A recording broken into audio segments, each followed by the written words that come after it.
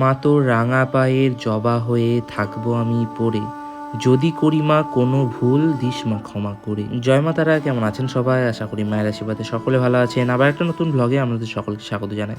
প্রথমেই আপনাদের জানাই শুভ সকাল। তো চলুন আজকের ব্লগে শুরুটা করি মায়ের দর্শন দিয়ে। আর এই হচ্ছে আমাদের জগৎজননী আনন্দময়ী শিলাময়ী মা উগ্রতারা। মায়ের ভালোভাবে দর্শন করুন, নিজেদের মনের কামনা বাসনা মায়ের কাছে জানান। মায়ের কাছে কামনা করি আপনাদের সকলের মনস্কামনা পূর্ণ হোক। আর কমেন্ট সেকশনে জয় মা তারা লিখতে ভুলবেন না। আজকে সুরজিৎ দা তার পরিবারের সাথে মায়ের কাছে পুজো দেওয়ার জন্য এসেছিল। এই হচ্ছে দাদা ও তার পরিবারের সদস্যরা। খুব সুন্দরভাবে তাদের দর্শন এবং পুজো সম্পন্ন হলো।